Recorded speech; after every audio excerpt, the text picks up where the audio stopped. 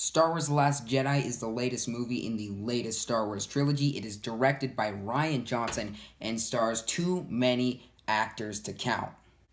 So we're going to go ahead and be talking about this movie, but I'm not necessarily going to be doing a review because in my point of view, everything that can be said about this movie has already been said in different reviews. Instead, I'm going to be taking a different look at it as what I think the future of this movie is and where I think it goes, because as of its release, and I'm making this video about a week after the premiere of this movie, it's extremely divisive. You have two sets of people kind of going at it.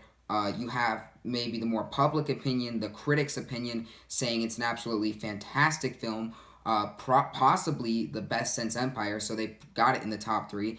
Personally, I have it in the top three. I love this movie, as you can see by my shirt, but I have it behind Empire and New Hope as of the filming of this video. And then you have this really dedicated Star Wars fan base saying that it is worse than Phantom Menace, that it's absolutely destroyed Star Wars, which is a really weird thing to see happen. To have one set say this is an amazing film and one set say this is a horrible film. And the thing that's really interesting about that one subset and this subset is the reason the group that really, or the reasons the group of critics and the general public really love it are the reasons that the die-hard Star Wars fans really seem to hate it. And before I go any further, I just want to warn you that there will be spoilers throughout the rest of this video. So if you've not seen The Last Jedi, make sure you go watch it. And before you watch that, go watch The Force Awakens. And before you go watch that, go watch the original trilogy. Skip the prequels because they really don't do a lot for the plots of these films. And they're just bad films in general. And I mean, they just don't do a lot to add to the Star Wars saga. So just a spoiler warning. So let's go ahead and talk about what I think. And this is an extremely hot take, and hear me out before I say this. Just hear me out on my reasoning. You may not agree with me in the end. I just want you guys to hear my points on why I think this. You can get angry and dislike my video and talk in the chat. I will respond. We can have a conversation about this. But I think in the future, The Last Jedi will be viewed the same way The Empire Strikes Back is. The Last Jedi will be The Empire Strikes Out, or Strikes Back, of this new trilogy. So now, before we get going, I will admit I am not the most diehard Star Wars fan. I am not the super fan that some people are, and maybe that's the reason I'm not as pissed off as some people, but I'm a much bigger fan than I'd say most people are. So I'm not quite on the level of a super fan, but I would definitely consider myself an avid fan of Star Wars. Now, I've not done a lot of reading into the comments, but I have watched most of the TV shows, and I have seen every movie too many times to count at this point, with the exception of Last Jedi because it was just released, but I've seen every movie over and over again. I watched them on repeat as a kid. So I just want to kind of establish where I am in the fandom standing. I'm not, just your general fan, but I'm not your super fan. So I'm kind of on the in-between here, and like I said earlier, I personally love this film. I thought it was fantastic. I do think it's the third best film in the Star Wars saga. There are quite a few reasons I feel like this is going to be remembered as The Empire Strikes Back. There are a lot of similarities I see between the two films. The key thing to consider, I think, first off, is just look at the way, kind of the general information about the film. Both are darker Star Wars films that kind of explore the light side and the dark side. Empire Strikes Back explores Luke's lore to the dark side, why people turn to the dark side. What does the dark side have that the light side doesn't? Whereas The Last Jedi more explores that gray area in between. Both sides think they're doing good, but in the end, both sides to do good have done bad things in the eyes of other people, which is this really interesting problem, I think. And I think that's part of the problem people have with The Last Jedi, is it's not just necessarily your fun blockbuster movie, but it's got a lot of things it gives you to think about when it comes to the whole good versus evil dynamic. The one other thing I found with both movies, they have got better with multiple viewings. I mean, Empire, obviously, when I first saw Empire, I was 5, 6, 7, 8 years old. I watched it over and over again. But as I've grown and I've learned to notice trends, tones, and, actually distinguish good from bad movies, Empire continually, for me, I like more and more as I see it. Last Jedi, I found the same way after the second viewing. Once you know what to expect, you can really go into the film and appreciate the questions it raises, appreciate the way it makes you think, because it's done what a Star Wars movie hasn't done since Empire. It makes you think about Star Wars and how this whole thing works and fits together, what is good, what is evil, and I think that's really cool. So that's kind of the first difference, or first similarity, I should say, I noticed between The Empire Strikes Back and The Last Jedi, is that they both have these darker tones. The second thing I really want to touch on is how they were received by audiences. The Last Jedi and Empire Strikes Back. When Empire Strikes Back came out, it wasn't considered better than A New Hope.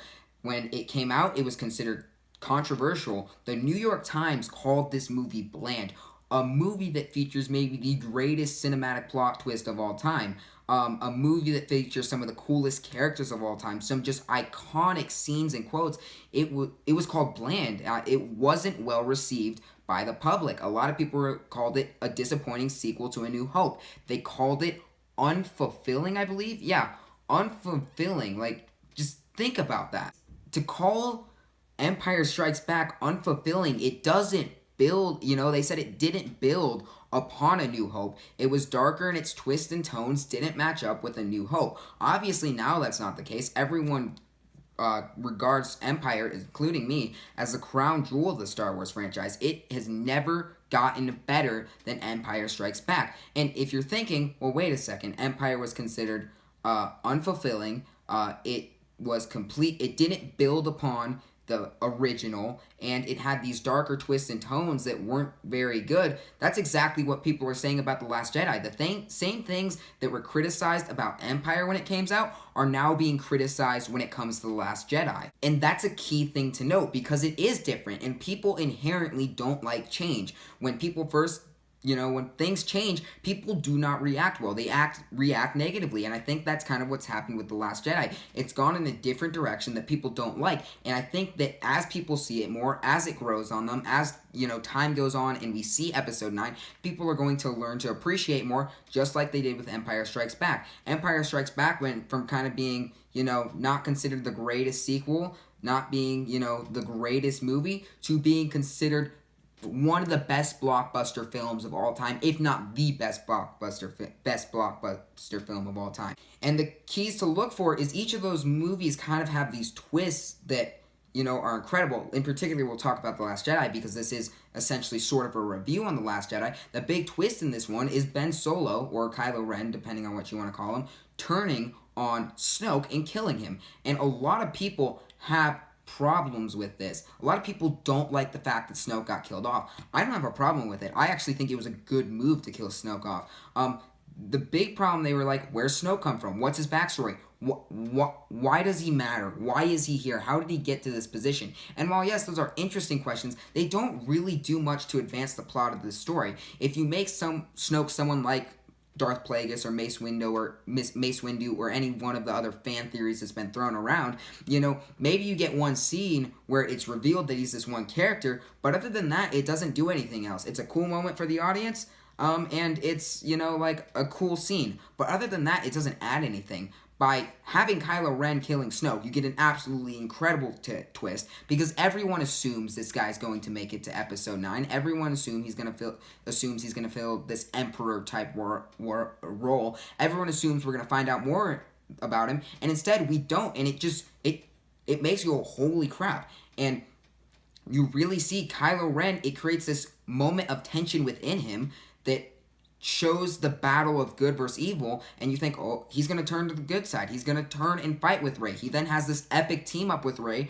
where they take down all Snoke's guards, and it's absolutely awesome. And then he's evil again, and it's just this roller coaster ride of where is Kylo Ren that I think is really fun, because it's a really awesome scene when he kills him, and then when they go on this, when he and Rey team up for this awesome battle. But it doesn't only create a fantastic scene, but it sets up all of Episode 9. I will argue that Kylo Ren will be a way cooler person to watch as a supreme leader than Snoke ever was. Snoke filled the stereotypical Disney, Star Wars, big bad guy. He's cool, I guess, sort of. I don't think he was that cool. He's intimidating, he wants power, and he knows how to get it. That's all we know about Snoke, and through development of two movies so far, all we know is that he wants power, he knows how to get it, and that he's, sort of powerful, I guess. And how is that really any different than some Marvel movie where the character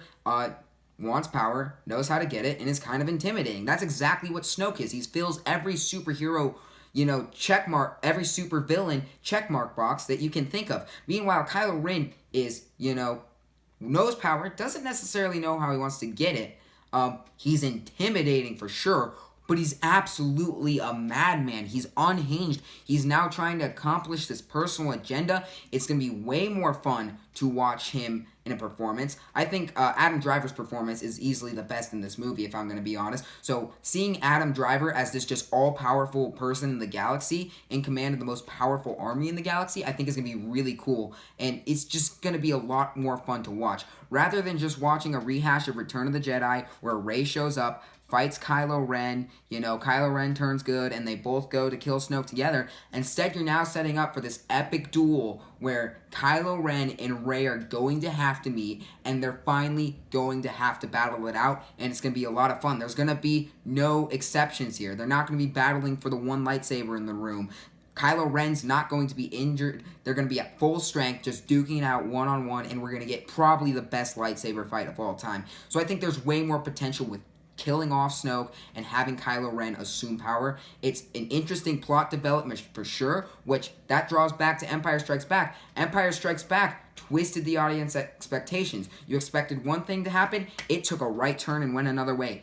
Exact same thing happens here. You're expecting Snoke to be around for 3 movies. You're expecting to have some big reveal of who he is, and instead, nope, he's no one. Just kill him off. I think that's absolutely incredible. It's a gutsy decision by Rian Johnson, but it's incredible. It had a big payoff for me. It creates one of the most fantastic scenes in The Last Jedi, and I think it has the potential to create the best Star Wars movie we've ever seen in Episode 9.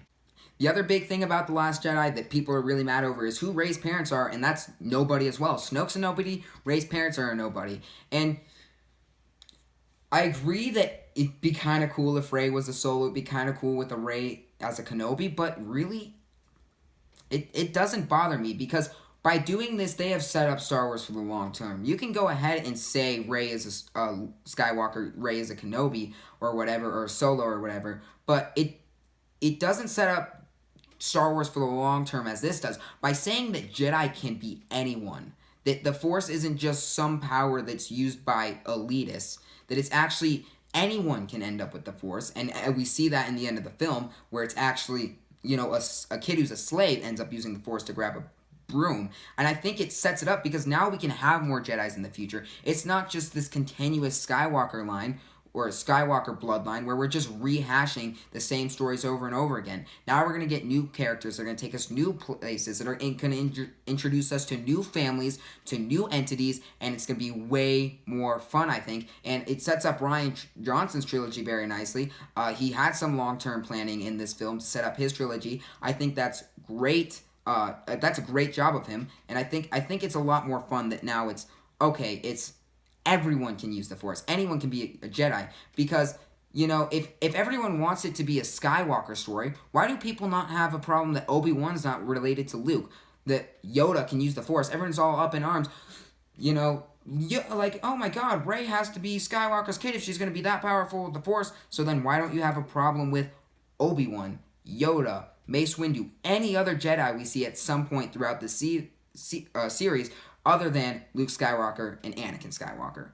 So you can kind of see the plot twist that fans, or the super fans, really, in general. I'm not saying it's all super fans. I'm sure there's some that like the film, and I'm saying there's some in the general audience who probably didn't like the film. But that's kind of how the division is divided. But that's kind of why you see the big-time Star Wars fans kind of, really mad, is because it didn't deliver what they expect. They had these expectations. Who's Rey's parents? Who's Emperor's, or who's Snoke? It's going to have these big, cool payoffs, but it didn't.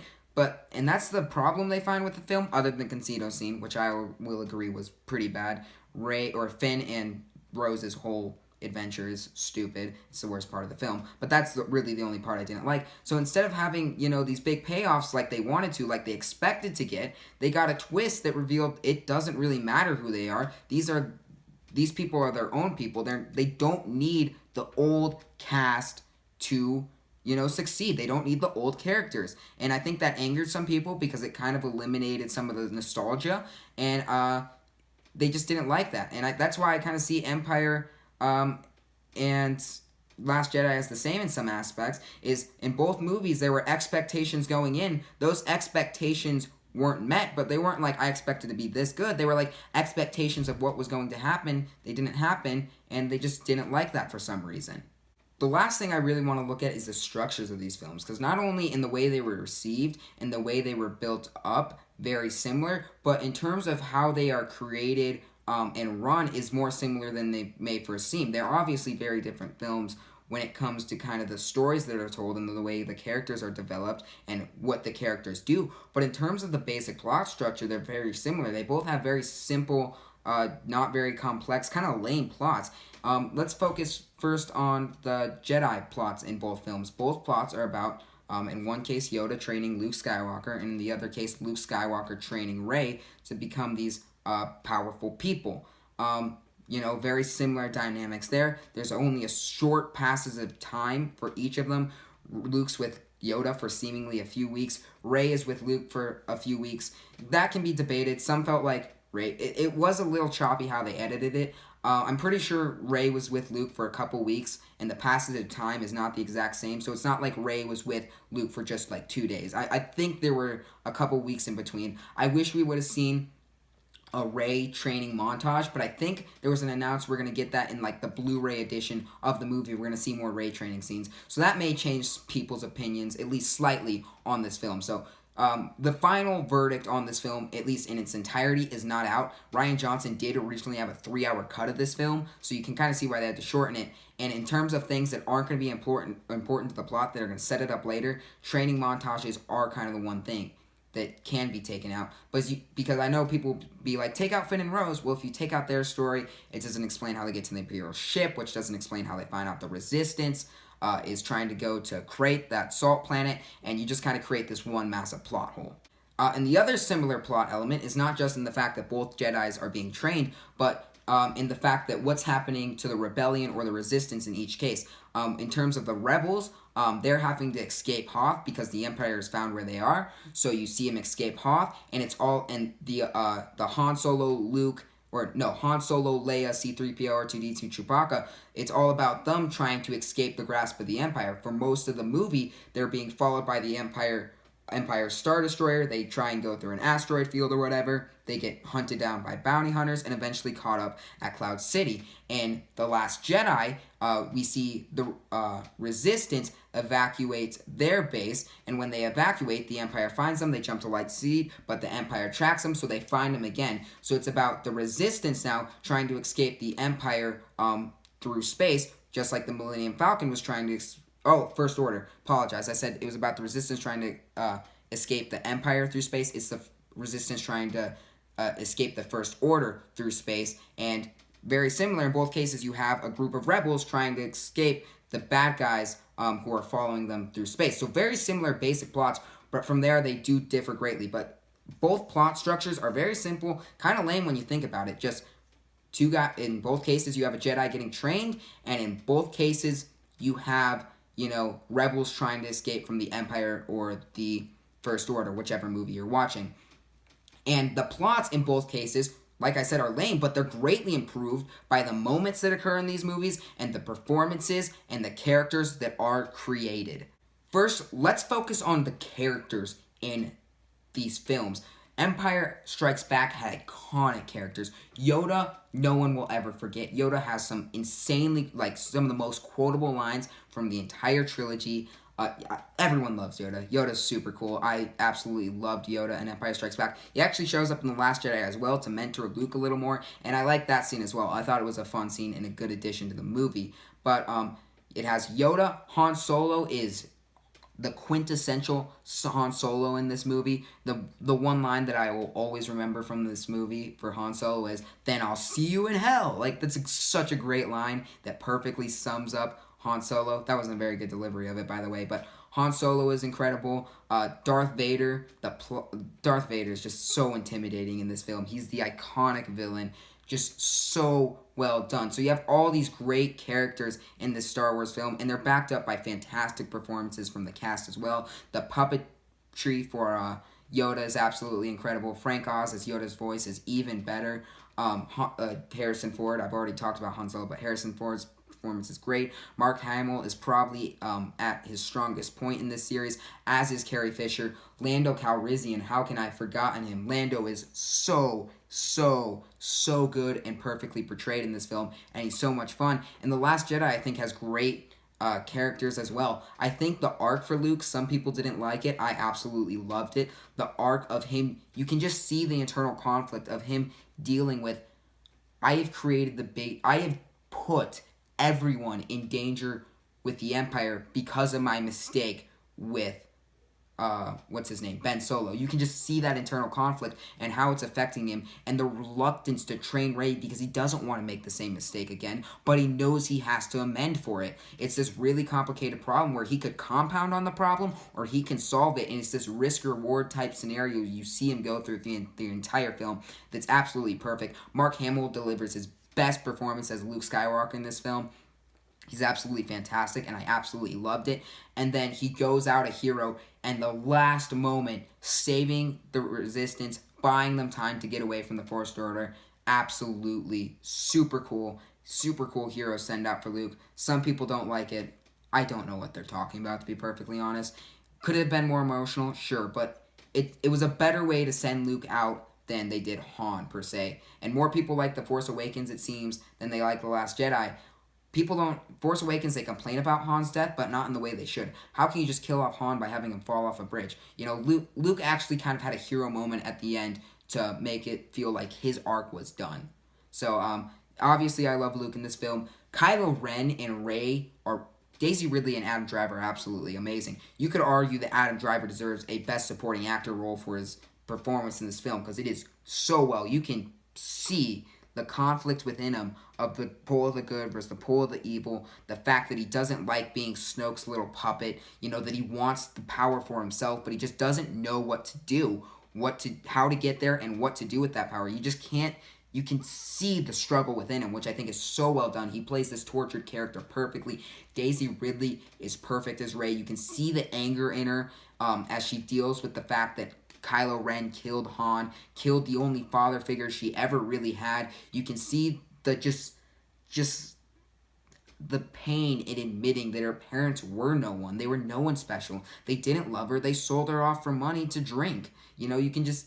Daisy Ridley's absolutely fantastic as well. So good. Kylo Ren is quickly becoming my favorite Star Wars character ever. He's not as intimidating or just as damn cool as Vader, but in terms of a character, the conflict inside him, the decisions he makes, the way he goes about it is just so much fun for me to just watch this unhinged guy who's extremely powerful just balance his emotion and power. It's just so much fun. So I really appreciated the performance and characters in The Last Jedi. They were really strong, just like I think they were in The Empire Strikes Back. The last thing is each one has iconic Star Wars moments. Obviously, Empire has the moment, the "No, I am your father" moment that shocked everyone in the world, that is the greatest spoiler in the world, the greatest plot twist of all time. It will never be topped by any film ever. Once you know, because films can try and do it again, but it's already been done once. Star Wars was the first to do it. They knocked it out of the park. They set it up perfectly. So you have that iconic Darth Vader is the father of Luke scene that is just super cool. You also get the really cool Yoda Luke Jedi training montage. I love the moment where Yoda beats R2 with a stick and he goes wham wham wham wham wham wham. It also gives us one of my favorite YouTube video, the Yoda song. I can't remember what it's called, but he goes run, run, run, jump. I can be your backpack while you run. Love that YouTube video anyways. So you get some awesome moments in the Empire Strikes Back, and then Last Jedi has some even cooler moments that would never have been possible in The Last Jedi or the Empire, or Last Jedi has some even cooler, or not even cooler, some also really cool moments that would never have been possible in Empire Strikes Back because of video editing probably didn't stop or exist at that time. But the moment where Holdo, is that Holdo? Holdo, right? I don't remember her name. But the moment where she turns around the ship and she goes at light speed through the First Order's Star Destroyer to buy the Resistance enough time to get to Crate is so cool. They could have easily just gone shown her going through, shown some really cool, big explosions, and would have been like, that was fun, and that was it. But Rian Johnson's directs and edits the shit out of this scene, and it's so good. Just the colors immediately fade, the sound cuts out, and you just see it kind of slowly unfold, and it was just like, oh my god. They could not have done that in any other way. We've never seen it before, and the way it was edited, the way it was directed was awesome. It reminds me very much of the way X-Men did the Quicksilver scene, where it was perfectly handled, the way they set it up to have him do the really cool slow motion speed and show just how fast he was. It reminded me of that scene in terms of that's never been done before, that's never been thought of before. That was really freaking cool. The one other moment I want to talk about is the Luke, or the Ren killing Snoke and then the Ren-Rey team up. I talked about it briefly, but I didn't get to go into detail. I absolutely love that Ren kills Snoke, because I think in the end it does show Ren is more powerful than Snoke. That's part of the problem people had. It's like, Snoke was more powerful than Kylo, so why did he get killed by him? That doesn't make any sense. And it shows in the end that Kylo really is more powerful than Snoke. Up until this point, we've seen Snoke do things that Kylo just can't do. We've seen him read Kylo's emotions and just know what's going on inside his head. And at this last moment, Kylo hides his emotions from Snoke. He hides the fact that he's feeling rebellious. He lets the dark side take him, and he just hides the fact that he's not going to kill Rey. He slowly turns the lightsaber, manages to control his emotion, doesn't let anything come across his face. He just kind of glares and then deploys it. And you're like, because when he's turning that lightsaber, you're like, Snoke's going to notice, and we're going to get a cool duel. Kylo's going to turn, and he and Rey are going to team up, and that's what Episode 9 is going to be about, Kylo and Rey having to take down Snoke. But in the end, he actually kills him, and you're like, they let it happen. What? Like, they just killed off the bad guy, and it's like, and then you realize, wait a second, Snoke was never meant to be the big bad guy. He was never meant to be the most intimidating dude in this movie. It's supposed to be Kylo Ren. Kylo Ren is supposed to be the bad guy, supposed to be the guy that you hate, and that's what's so cool, is that they flipped the script from the original trilogy, where Darth Vader actually still has good in him. It's the Emperor that's the real bad guy. In this case, it's not Snoke that's the real bad guy. It's Kylo Ren. It is most definitely Kylo Ren, because of his desire to be like Vader and his hatred of Luke, of his parents, and of Rey. And I just think that's so freaking cool. And then, he forces the lightsaber, cuts Snoke in half, and you get these long shots of Kylo and Rey just battling the Snoke's guards. And that's what's so great about this. A lot of time when we get these big fight scenes in either superhero movies or Star Wars films, when it's lightsabers, it's not these extended cuts. It's, quick cuts. It's really choppy. It's hard to tell what's going on. There's some shaky cam, and it kind of sucks. But you get these long extended cuts from Rian Johnson that are beautifully choreographed, that are just so well done. You can see just the absolutely awesome moments and just the just drawn out fights between each individual guard, which is so fun. I believe Rian Johnson has also stated this was one of his favorite scenes to come to life, because they put so much work into it, and you have this vision of how a scene turns out, then you see it on screen and you're like, that's exactly what I wanted. I believe he said it in some interview I read earlier today. But it's just absolutely fantastic. And at the very end, Kylo's in a chokehold from a guard because he's been taken on like 4 at the time. Rey does this super cool move where she drops the lightsaber, grabs it underneath the guard and slices him in half. Then just Joe Montana passes it. Kylo Ren sees it coming and goes, wham, grabs it, and right as he grabs it, ignites it, and kills the guard behind him. And at that moment, I was just so immersed in that scene that I completely forgot I was in the movie theater. I gasped and went, that was cool, really audibly. Like, people turned and looked at me. So that was a bit embarrassing, but like, that's how sick that scene was. So I know a lot of you are going to be mad that I'm saying Empire Strikes Back is basically, or Last Jedi is basically Empire Strikes Back, that they're going to be the same film in the future. But I think they are. Empire Strikes Back got better with time. I think that's going to be the case with The Last Jedi. People are going to have a problem because it took different turns, that The Force Awakens set up questions,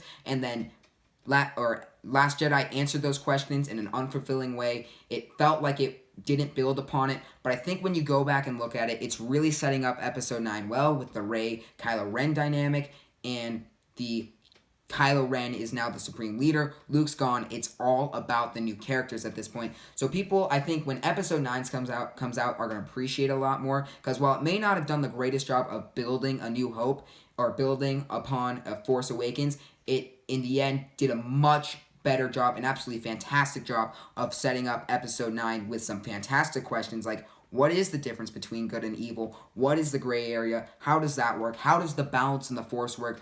Is for every evil there good? You know, how are Jedi chosen? What makes someone a Jedi? How do they harness the Force? Just absolutely awesome questions that I can't wait to see answered as the Star Wars saga continues, not just in episode 9, but in future trilogies and future movies. So I appreciate you guys watching this video. Please let me know how I did. Please like, comment, and subscribe. What do you think of Star Wars The Last Jedi? Do you think it will be the new Empire? What did you think of it? And how do you think it will age over time? Because like I said, it's a lot like Empire in how it was received, how it's built, and how it was set up. And I think people will begin to realize that and go, oh, it was actually a really good film. It just surprised me, and I wasn't ready for the change, but I now see how good the change was and how it set up the films. That's personally what I think will happen. I liked it to begin with, though, too, so we'll see for the people that hated it, how it does for them. Maybe they'll hate it more with time. I have no idea. So that's all for now, and peace.